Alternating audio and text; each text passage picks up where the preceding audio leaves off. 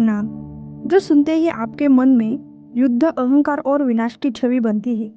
लेकिन क्या आप जानते हैं कि उसके पास ऐसा ज्ञान था जो आज भी दुनिया को चौंका सकता है। आज हम आपको बताएंगे रावण के छुपे रहस्य, जिनके बारे में बहुत कम लोग जानते हैं। रावण केवल एक योद्धा नहीं था, वह वेदों का ज्ञाता था, संगीत का आचार्य, आयुर्वेद और खगोल विज्ञान का विशेषज्ञ। उसने रावण संहिता जैसी ग्रंथ रचकर चिकित्सा, ग्रहों की चाल और ऊर्जा का विज्ञान का ज्ञान साझा किया। कुछ कहते हैं उसका ज्ञान आज भी गुप्त रूप में सुरक्षित है, किसी साधु के पास, किसी गुफा में, कहीं छुपा।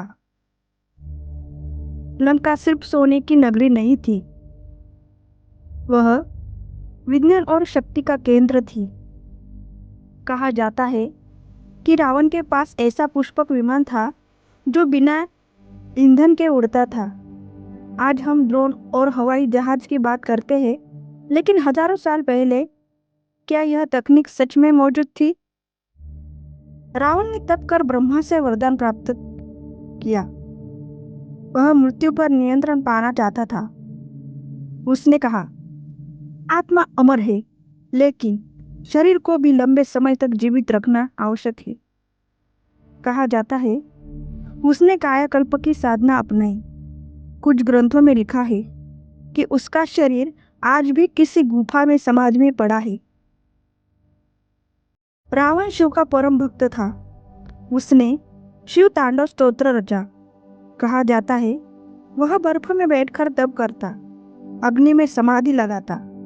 शिव की कृपा से उसे ऐसी शक्ति मिली जिससे उसने लंका को स्वर्ण नगरी में बदल दिया।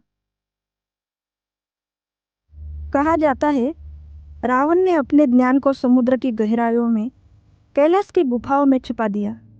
वह नहीं चाहता था कि अधूरे मनुष्य उस शक्ति का दुरुपयोग करें। कुछ साधु आज भी उस ज्ञान की तलाश में भटकते हैं। क्या पता अगली खोज में कोई उस रहस्य तक पहुंच जाए। कई भविष्यवाणियां कहती है जब धर्म का पतन होगा और दुनिया को ज्ञान की जरूरत होगी, तब रावण का रहस्य फिर से सामने आएगा। शायद किसी साधक के हाथ, शायद किसी वैज्ञानिक की प्रयोगशाला में, या शायद आप ही खोज ले। रावण एक राक्षस नहीं, एक महान ज्ञानी, एक तपस्वी, एक शक्ति।